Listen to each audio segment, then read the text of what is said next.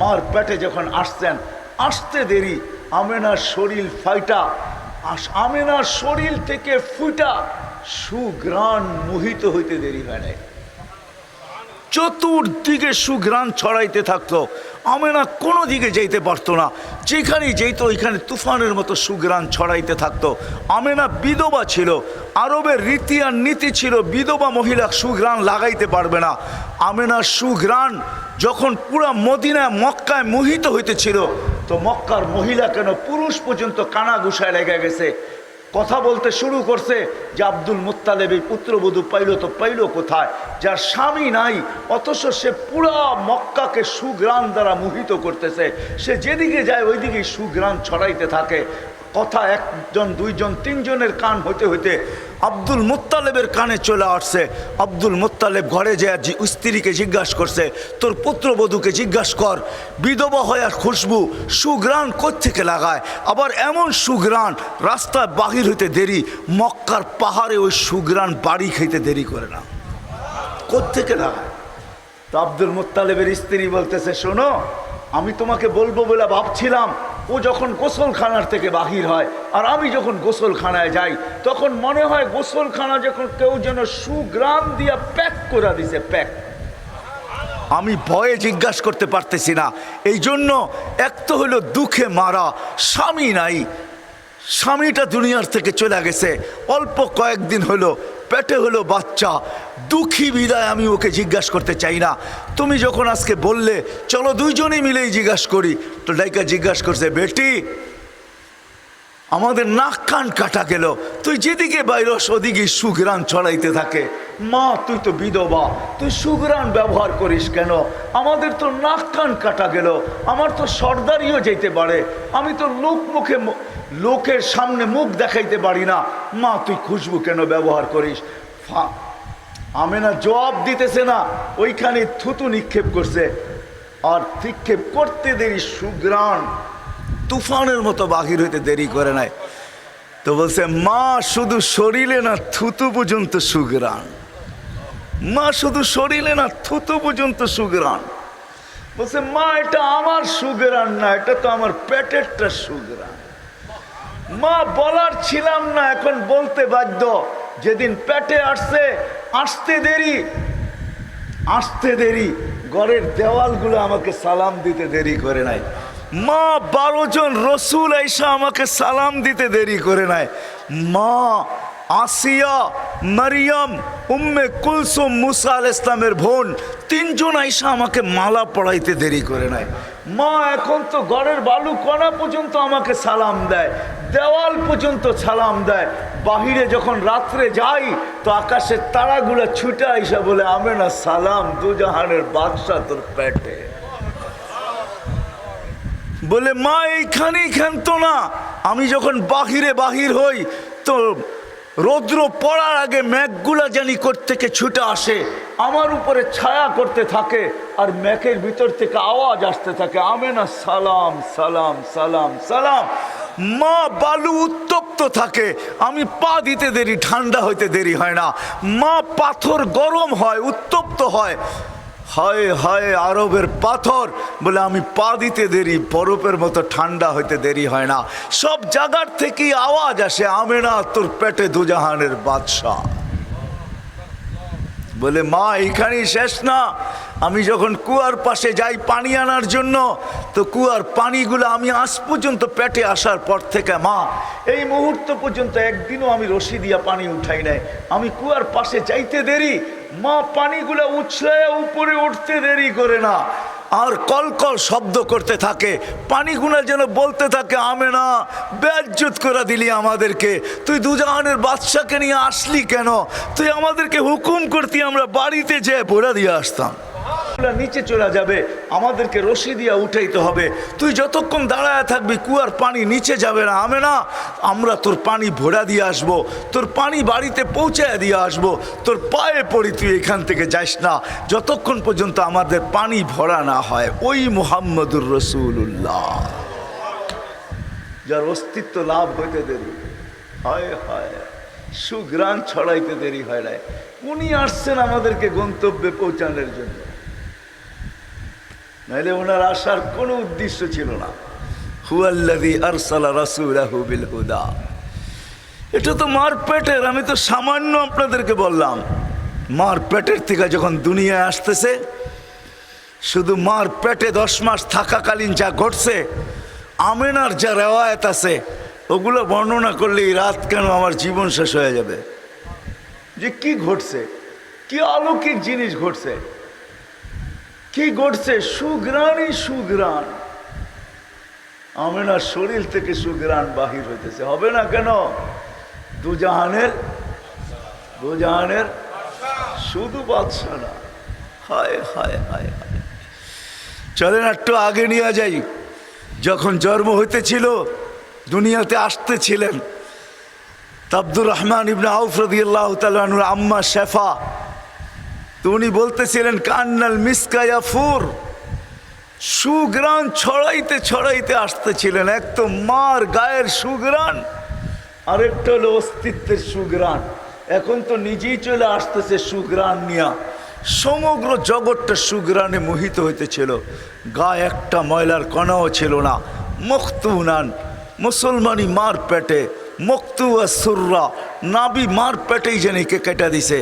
আসার পরে চাটাইয়ের উপরে, চাদরের উপরে রাখতে দেরি, সেজদায় যেতে দেরি করে নাই, লম্বা সেজদা। আম্মাজান বলতেছে কুলতা মা কুলতা, তুই জানি কি বলছিস আমি বলতে পারি না, কি বলছিস আমি বলতে পারি না। তারপরে আত্মাহিয়াতের সুরতে উঠা বসছেন। শাহাদত আঙ্গুলি উপরের দিকে উঠাইতে দেরি, সমগ্র জগৎটা আলোকিত হইতে দেরি হয় না। চিটাঙ্গের মানুষ যেদিন দুনিয়াতে পা রাখে, নিয়ম হলো, দুনিয়ার সমুদ্রের সিস্টেম হলো, এক মোহনার মাছ আরেক মোহনায় পাওয়া যায় না। মোহনা বোঝেন? এক নদী আরেক নদী, এক মোহনা সমুদ্রের আরেক মোহনা। আমাদের মোহনায় যেটা পাওয়া যায় ওটা পাশের মোহনায় পাওয়া যায় না। আমাদের ইলিশ এই জন্য ইন্ডিয়া যায়, যদিও মোহনা অনেক কাছে ওনাদেরটা, কিন্তু ওনাদের মোহনায় আমাদের ইলিশ পাওয়া যায় না। আমাদের ওই সিলভার পাওয়া যায় না। সিলভার, সিলভার বোঝেন কি? রূপালী ইলিশ পাওয়া যায় না। কিন্তু যেদিন আল্লাহর রসুল দুনিয়ায় আসতেছিলেন, ওদিন সমুদ্রের সমস্ত বেড়া আল্লাহ উঠাইয়া দিছেন। এক মোহনার মাছ আরেক মোহনার মাছকে যে সুসংবাদ দিছে, বলছে আজকে দুজাহানের বাদশা চলে আসছে। ওই দিন সমুদ্রে কোনো বাধা বিপত্তি ছিল না, মোহনা ছিল না। এক মোহনার, এক সমুদ্রের আরেক সমুদ্রে, এক নদীটা আরেক নদীতে ছুটতে ছিল আর সুসংবাদ দিতেছিল দুজাহানের বাদশা চলে আসছে। জীবনে আকাশে ফেরেশতাদের ছুটি হয় নাই, কিন্তু একদিন, প্রথম 2 দিন ছুটি হয়েছে। প্রথম দিন যেদিন আল্লাহ রসুল দুনিয়াতে পা রাখেন, ওদিন আকাশের ভিতরে হুল্লুর চলতেছিল, আকাশের ভিতরে আনন্দ চলতেছিল।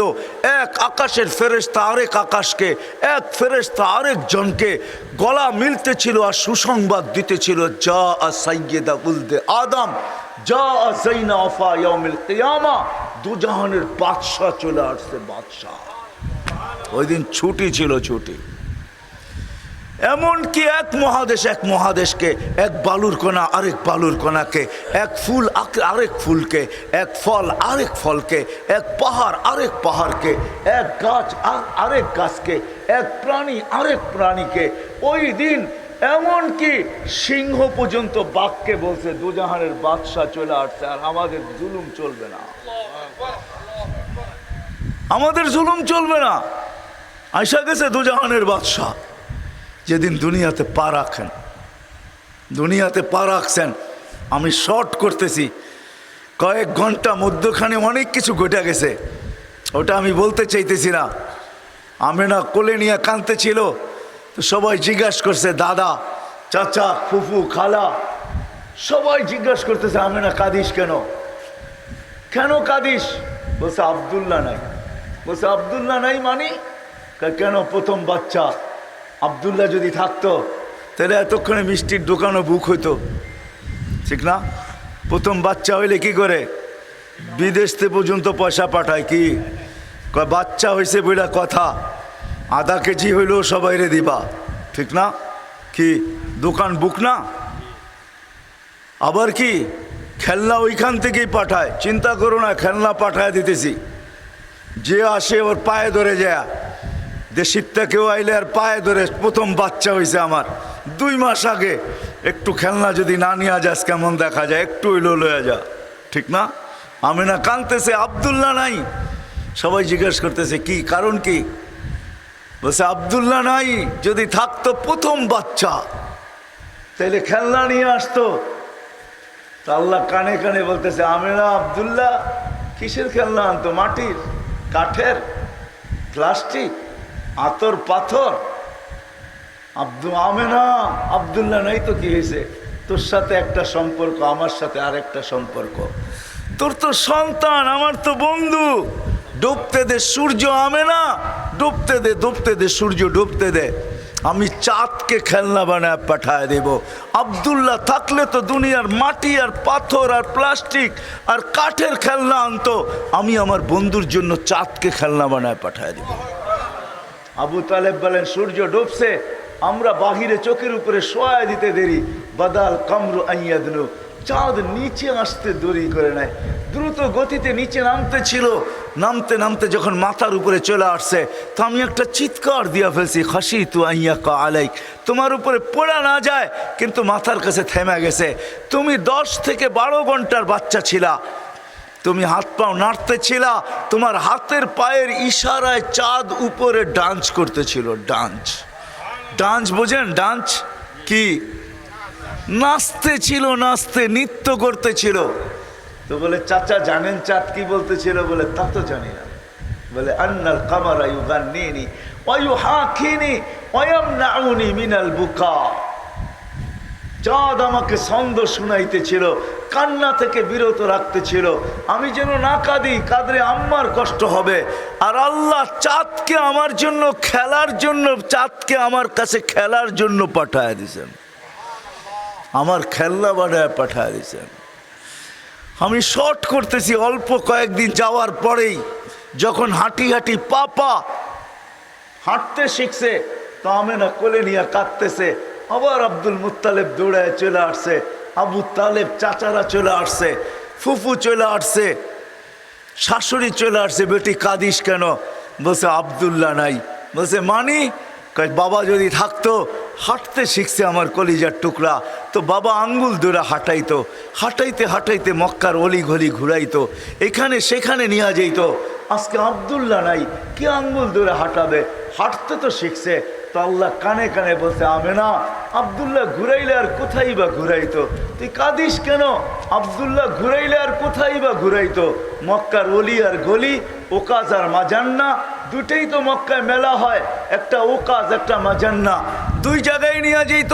নাইলে ফুফুর বাড়ি খালার বাড়ি, নাইলে চাচার বাড়ি মামুর বাড়ি, নাইলে এতটুকুই ঘুরাইতো। আসতে দে না ঘুরানোর সময়, ঘুরার সময় আসতে দে। আমেনা কাঁদিস না, এটা তো তোর সন্তান, মাহবুব তো আমার, আসতে দে ঘুরার সময়। আমি রব নিজে চলে আসবো, হুয়াল্লাযী আসরা বিআবদিহি, আমি নিজে চলে আসব, আমার বন্ধুর আঙ্গুল আমি নিজে ধরবো। এইখান থেকে বাইতুল মুকাদ্দাস নিব, এইখান থেকে প্রথম আকাশ নিব, দ্বিতীয় তৃতীয় চতুর্থ পঞ্চম ষষ্ঠ সপ্তম সমগ্র আকাশ ঘুরে দেখাবো, বাইতুল মামুর দেখাবো, লৌহ দেখাবো, কলম দেখাবো, জান্নাত দেখাবো, জাহান্নাম দেখাবো, আরশ দেখাবো, কুরসি দেখাবো, আমার সমগ্র সৃষ্টি দেখাবো। তারপরে আমার পাশে বসায়া আমাকে দেখায়া তোরটা তোর কোলে পাঠায়া দিব। কাঁদিস কেন? ওই মোহাম্মদুর রসুল্লাহকে আল্লাহ পাঠাইছেন আমাদেরকে গন্তব্যে পৌঁছানোর জন্য। আমি বুঝাইতে পারছি কিনা জানি না, আমাদেরকে গন্তব্য নিয়ে যাওয়ার জন্য। আমাদের গন্তব্য কিন্তু কবর, আমাদের গন্তব্য কিন্তু আখেরাত। আমরা কিন্তু যাত্রী, যাত্রা কিন্তু চলমান, থাইমা নাই, কিন্তু আমাদেরকে কে নিয়ে যাবে? উনি আমাদেরকে নিয়ে যাওয়ার জন্য আসছেন। হায় হায়, ওই ব্যক্তিত্ব, ওই মোহাম্মদুর রসুল্লাহ, যার শানের বর্ণনা আমি সামান্য দিলাম, সামান্য। দ্বিতীয় আবার আর ফেরেশতাদের